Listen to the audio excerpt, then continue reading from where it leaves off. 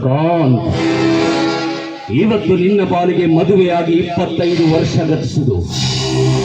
ಇವತ್ತು ನಿನಗೆ ಸಂಭ್ರಮದ ಅಂಗ.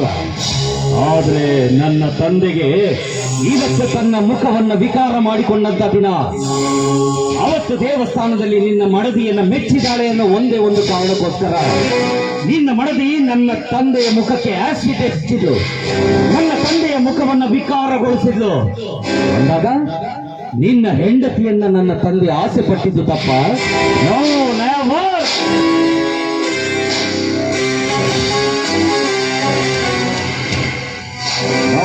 ನೆವರ್. ಅದು ಯಾವ ಕಾಲಕ್ಕೂ ಸಾಧ್ಯ ಇಲ್ಲ.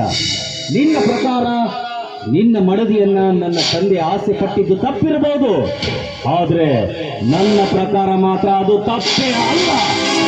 ಯಾಕಂದ್ರೆ ನಾನು ತಂದೆಗೆ ತಕ್ಕ ಮಗ, ಇವನ ಸಿದ್ಧಾಂತಗಳನ್ನು ನೋಡಿಕೊಂಡು ಬೆಳೆದಂತ ಮಗ. ಯಾಕೆ ಅಪ್ಪಾಜಿ? ಹೌದು ತಾನೇ? ಹೌದು ಮಗ, ಹೌದು. 25 ವರ್ಷಗಳ ಹಿಂದೆ ಈ ನನ್ನ ಸೌಂದರ್ಯಕ್ಕೆ ಮಣ್ಣು ಮುಟ್ಟಿಸಿದಳು ಪಾರ್ವತಿ. ಆದರೆ 25 ವರ್ಷಗಳ ಹಿಂದೆ ಈ ಕಣ್ಣಲ್ಲಿ ತುಂಬಿಕೊಂಡ್ರವಳದಂತ ಇನ್ನು ಈ ಹೃದಯದಿಂದ ಹೋಗಿಲ್ಲ. ನನ್ನ ಮುಖದ ವಿಕೃತಿಯನ್ನು ಕೆಡಿಸಿರಬಹುದು, ಆದರೆ ಹೃದಯದಲ್ಲಿ ತುಂಬಿಕೊಂಡಿರುವ ಅವಳ ಮೇಲಿನ ಪ್ರೇಮ ಪ್ರೀತಿ ಇನ್ನು ಹಾಗೆ ಇದೆ ಮಗ. ಅವಳನ್ನು ಅನುಭವಿಸಬೇಕು, ಅನುಭವಿಸಬೇಕು. ಅಪ್ಪಾಜಿ, ದಿನನಿತ್ಯ ನಿಮ್ಮ ಮುಖವನ್ನು ನೋಡಿದ ತಕ್ಷಣ ನನ್ನ ಮನಸ್ಸಿನಲ್ಲಿ ರೋಷಾಗ್ನಿಯ ಜ್ವಾಲೆ ಹೊತ್ತಿ ಉರಿತಾ ಇದೆ. ದಿನನಿತ್ಯ ನಿಮ್ಮ ಮುಖವನ್ನು ನೋಡಿದ ತಕ್ಷಣ ಆ ರುದ್ರಕಾಂತನ ಮನೆಯನ್ನು ಸರ್ವನಾಶ ಮಾಡಬೇಕೆನ್ನುವ ಅಗ್ನಿ ಜ್ವಾಲೆ ನನ್ನ ಮನಸ್ಸಿನಲ್ಲಿ ಹೊತ್ತಿ ಉರಿತಾ ಇದೆ. ಆದ್ರೆ ಏನ್ ಮಾಡೋದಪ್ಪಾಜಿ, ಈ ಊರಿನಲ್ಲಿ ಆ ರುದ್ರಕಾಂತನ ಅಭಿಮಾನ ಜಾಸ್ತಿ ಆಗ್ತಾ ಇದೆ. ಅಭಿಮಾನ ಅಭಿಮಾನ ಅಭಿಮಾನ ಅಭಿಮಾನ ಅಂತೆ ಅಭಿಮಾನ. ಚಂದ್ರಚೂಡ, ಈ ಅಭಿಮಾನದ ಬಗ್ಗೆ ನನಗೆ ಗೊತ್ತಿಲ್ವಾ? 3 ಕೊಟ್ರೆ ಈ ಕಡೆ, 6 ಕೊಟ್ರೆ ಈ ಕಡೆ ಅನ್ನೋ ಅಭಿಮಾನಿಗಳು ಇವರು. ಇವರನ್ನ ಹೇಗೆ ಖರೀದಿ ಮಾಡಬೇಕು, ಇವರನ್ನ ಹೇಗೆ ಜೇಬಲ್ಲಿ ಇಟ್ಕೋಬೇಕು ಅಂತ ನಮ್ಮ ತಾತ ಮುತ್ತಾತರ ಕಾಲದಿಂದಲೇ ಅರಿತುಕೊಂಡು ಬಂದ. ಅದು ನಿಮ್ಮ ಕಾಲ ಅಪ್ಪಾಜಿ, ಆದ್ರೆ ಈಗ ಕಾಲ ಬಹಳ ಚೇಂಜ್ ಆಗಿದೆ. ಯಾಕಂದ್ರೆ ಈ ಊರಿನ ಜನ ಅವನನ್ನ ದೇವರು ಅಂತೇಳಿ ತಲೆ ಮೇಲೆ ಹೊತ್ತು ತಿರುಗುವವರಿದ್ದಾರೆ. ಮಗ, ತಲೆ ಮೇಲೆ ಹೊತ್ಕೊಂಡಿರೋ ಜನ ಒಂದು ದಿನ ಕಾಲಲ್ಲಿ ಹಾಕಿ ತುಳಿತಾರೆ ಅನ್ನೋದು ಗೊತ್ತಿಲ್ಲ ಅವನಿಗೆ. ಸನ್ನಿವೇಶಗಳು ಬದಲಾಗಬೇಕು ಅಷ್ಟೇ. ನೀವು ಹೇಳೋ ಮಾತುಗಳು ನನಗೊಂದು ಅರ್ಥ ಆಗ್ತಾ ಇಲ್ಲ. ಅದೇನು ಅಂತ ಹೇಳಿ ಸ್ವಲ್ಪ ಬಿಡಿಸಿ ಹೇಳಿ. ಈ ಊರ ಬಗ್ಗೆ ಒಂದು ಸ್ವಲ್ಪ ವಿಚಾರ ಮಾಡಿ ನೋಡಿದೀಯ? ಏನಿದೆ? ಚೆನ್ನಾಗೇ ಇದೆಯಲ್ಲ ನಮ್ಮೂರು. ಚೆನ್ನಾಗಿದೆ ಇದೆ, ಆದ್ರೆ ಚೆನ್ನಾಗಿರ್ಲಿಲ್ಲ. 25 ವರ್ಷಗಳ ಹಿಂದೆ ಈ ಊರು ಹೇಗಿತ್ತು ಗೊತ್ತಾ? ಮನೆಗೊಬ್ಬ ಕುಡುಕ, ಮನೆಗೊಬ್ಬ ಕಳ್ಳ, ಬೀದಿಗೊಬ್ಬ ದರೋಡೆಕೋರ, ಇಂಥ ಕಳ್ಳ ಕಾಕರಿಂದ ತುಂಬಿಕೊಂಡಿತ್ತು ಈ ನನ್ನ ಊರು. ಇವಾಗ ಈ ರುದ್ರಕಾಂತನ ಅಧ್ಯಕ್ಷತೆಯಿಂದಾಗಿ ಊರು ಬೃಂದಾವನ ಆಗಿದೆ. ಮನೆಯಲ್ಲಿರೋರೆಲ್ಲ ಸತ್ಯವಂತರು, ದಿನಾಲು ದುಡಿಯೋರು, ದುಡ್ಡು ಮಾಡೋರು, ಒಳ್ಳೆ ತನದಿಂದ ಬಾಳಿ ಬರುತ್ತಾ ಇರೋರು. ಈ ಒಳ್ಳೆತನದಲ್ಲಿ ಹುಳಿ ಹಿಂಡಬೇಕಾದ್ರೆ ನಾವೇ ಇದಕ್ಕೆ ಏನಾದರೂ ಒಂದು ಉಪಾಯ ಮಾಡಬೇಕಲ್ವ ಅಪ್ಪಾಜಿ? ಈ ನಿಮ್ಮ ಸಿದ್ಧಾಂತಗಳು ನನಗೆ ಅರ್ಥ ಆಗೋದಿಲ್ಲ. ನನ್ನ ಮನಸ್ಸಿನಲ್ಲಿ ಹೊತ್ತಿರುವ ಜ್ವಾಲೆ ಒಂದೇ ಒಂದು, ಆ ರುದ್ರಕಾಂತನ ಸಂಹಾರವಾಗಲೇಬೇಕು. ಅದಕ್ಕೋಸ್ಕರ ನಾನು ಏನು ಮಾಡೋದಕ್ಕೂ ಸಿದ್ಧ. ಈ ನಿನ್ನ ಸಿದ್ಧತೆಯ ಯುದ್ಧಕ್ಕೆ ಈ ಪೈರತಿ ಯಾವತ್ತೂ ಬದ್ಧ ಮಗ. ನಿನಗೊಂದು ಮಾತು ಹೇಳ್ತೀನಿ, ಅರ್ಥ ಮಾಡ್ಕೋ. ಮೊದಲು ಈ ಊರಲ್ಲಿರುವ ಒಳ್ಳೆಯ ಗುಣಗಳನ್ನು ಹೊಡೆದು ಹಾಕಬೇಕು. ಅಂದ್ರೆ ಊರು ಉದ್ಧಾರ ಆಗೋ ಲಕ್ಷಣಗಳನ್ನೆಲ್ಲ ಮಣ್ಣಲ್ಲಿ ಹಾಕಿ ಮುಚ್ಚಬೇಕು. ಅಂದ್ರೆ ಒಂದು ಊರು ಕೆಡೋದಕ್ಕೆ ಏನೇನು ಬೇಕು ಗೊತ್ತಾ?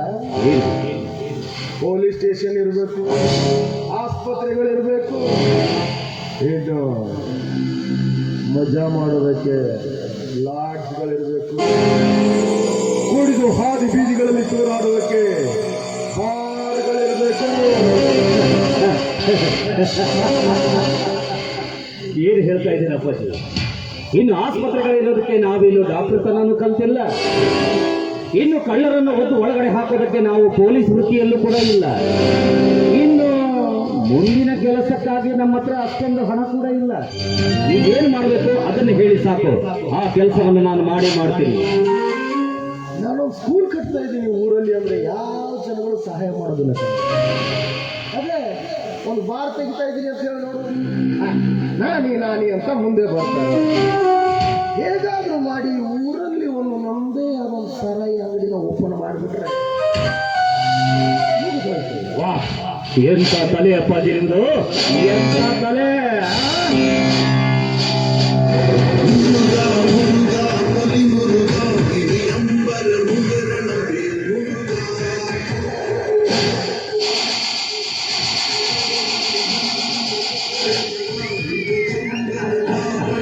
ಸೂಪರ್ ಅಪ್ಪಾಜಿ.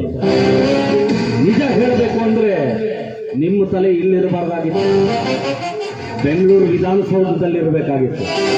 ಅಪ್ಪಿ ಬಿ ನಾಯಕರವರು ಇವತ್ತು ಇಲ್ಲಿ ತಂದು ಹಾಕಿದ್ದಾರೆ. ಮೆಚ್ಚಿದೆ ಅಪ್ಪಾಜಿ. ಹಾಗಾದ್ರೆ ನಾನು ಈಗಲೇ ನನ್ನ ಸ್ನೇಹಿತರಿಗೆ ಫೋನ್ ಮಾಡಿ ಒಂದು ಬಾರ್ಗೊಂದು ವ್ಯವಸ್ಥೆ ಮಾಡ್ತೀನಿ. ಸರಿ ಆತರ ನನಗೆ ಬುದ್ಧಿ ಮಟ್ಟ ಅಂತ ಏನ್ ಮಾಡ್ತೀಯ, ಫೋನ್ ಮಾಡ್ತೀಯ? ಇದು ಕಲಿಯುಗ ಕಣ. ಕದ್ದು ಮುಚ್ಚಿ ಉಸಿರು ಬಿಟ್ರು ಜನಕ್ಕೆ ಗೊತ್ತಾಗತ್ತೆ. ಫೋನ್ ಮಾಡಿಬಿಟ್ಟು ನಮ್ಗೊಂದು ಬಾರ್ ಸ್ಯಾಂಕ್ಷನ್ ಮಾಡಿಕೊಡಂದ್ರೆ ಊರೆಲ್ಲ ಗೊತ್ತಾಗಿ ನಾಳೆ ನಮಗೆ ಕಾಲಲ್ಲಿರೋ ಕೈ ಬರ್ತಾರೆ.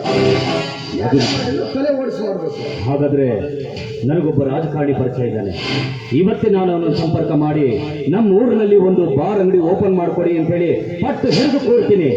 ಆದಷ್ಟು ಬೇಗ ಆ ಕೆಲಸಕ್ಕೆ ಲೈಸೆನ್ಸ್ ಅನ್ನು ತಗೊಂಡು ಬಂದೇ ಬರ್ತೀನಿ. ಇದು ನನ್ನ ಮಗ ಅಂದ್ರೆ ಆದಷ್ಟು ಬೇಗನೆ ಆ ಕೆಲಸ ನೆರವೇರಬೇಕು. ಆದ್ರೂ ಅಪ್ಪಾಜಿ, ನಾವು ಮಾತ್ರ ದ್ವೇಷ ಹಗೆ ಅಂತೇಳಿ ಸಾಧಿಸ್ತಾ ಹೋದ್ರೆ ನನ್ನ ತಂಗಿಯ ನಡವಳಿಕೆನೇ ನನಗೆ ಅರ್ಥ ಆಗ್ತಾ ಇಲ್ಲ. ಅಂದ್ರೆ ನಿನ್ನ ಮಾತಿನ ಅರ್ಥ? ನಮ್ಮ ಮನಸ್ಸಿನಲ್ಲಿ ಇರೋದು ಒಂದೇ ಸೇಡು, ಆ ರುದ್ರಕಾಂತನ ಸರ್ವನಾಶವಾಗಲೇಬೇಕು. ನಾವು ಅದಕ್ಕೋಸ್ಕರ ಪ್ಲಾನ್ ಮಾಡ್ತಾ ಇದ್ರೆ ನಮ್ಮ ತಂಗಿ ಯಾವಾಗ್ಲೂ ಕೂಡ ದೇವರು ಪುನಸ್ಕಾರ ಅಂತೇಳಿ ಅಡ್ಡಾಡ್ತಾನೆ ಇರ್ತಾಳೆ. ಅದು ಏನೋ ಒಂದು ಮಾತು ಹೇಳ್ತೀನಿ, ತಂದೆಯಂತೆ ಮಗ, ತಾಯಿಯಂತೆ ಮಗಳು. ನನ್ನಲ್ಲಿರೋ ಗುಣಾವಗುಣಗಳೆಲ್ಲ ನಿನ್ನಲ್ಲಿ ಹೆಚ್ಚಳಿದೆ, ಪ್ರಿಂಟ್ ಆಗಿಬಿಟ್ಟಿದ್ದಾವೆ. ಅಂದಮೇಲೆ ನಿನ್ನ ತಾಯಿಯಲ್ಲಿರೋ ಗುಣಗಳು ಅವಳಲ್ಲಿದ್ದಾವೆ. ನಿನ್ನ ತಾಯಿಯೂ ಕೂಡ ಹಾಗೆ ಕಣ. ಬರೀ ದೇವರು, ದಿಂಡ್ರು, ಭಿಕ್ಷುಕರು, ಅವರು ದಾನ ಧರ್ಮ ಇದರಲ್ಲಿ ಇರ್ತಿದ್ರು. ಅದೇ ಅವರಲ್ಲಿ ಇನ್ನಷ್ಟಕ್ಕೆ ಮಾಡ್ಕೊಂಡಿರ್ತಾರೆ ಬಿಡು. ನಾನು ನಿಮಗೆ ಹೇಳ್ತಾ ಇದ್ದ ಹಾಗೆ ತಂಗಿ ಈ ಕಡೆನೇ ಬರ್ತಾ ಇದ್ದಾಳೆ ದೇವಸ್ಥಾನದಿಂದ.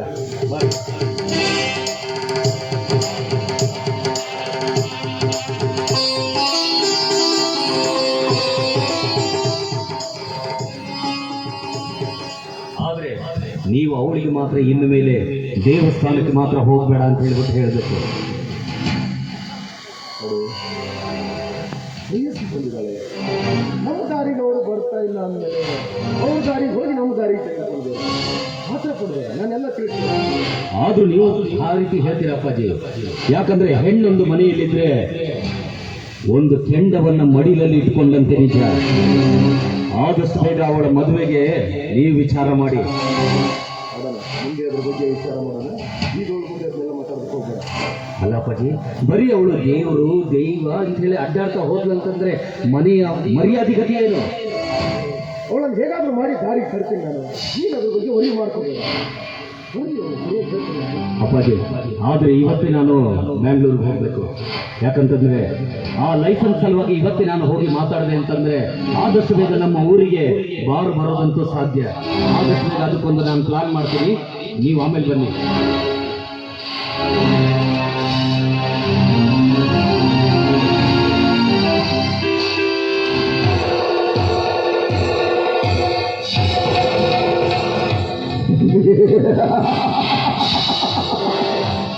ರುದ್ರಕಾಂತ, ವಿಷ ತುಂಬಿಕೊಂಡಿರೋ ಸರ್ಪದ ನೆತ್ತಿಯ ಮೇಲೆ ಎಷ್ಟೇ ಹಾಲು ಸುರಿದ್ರು ಅಲ್ಲಲ್ಲಿರೋ ವಿಷ ಕಡಿಮೆ ಆಗಲ್ಲ. ಹಾಗೆ ಈ ಭೈರತಿಯ ಮುಂದೆ ಎಷ್ಟೇ ಭಿನ್ನಾನದ ಮಾತುಗಳನ್ನಾಡಿದ್ರು ಎದ್ದೆಲ್ಲಿ ತುಂಬಿಕೊಂಡಿರೋ ದ್ವೇಷ ಕಮ್ಮಿ ಆಗಲ್ಲ.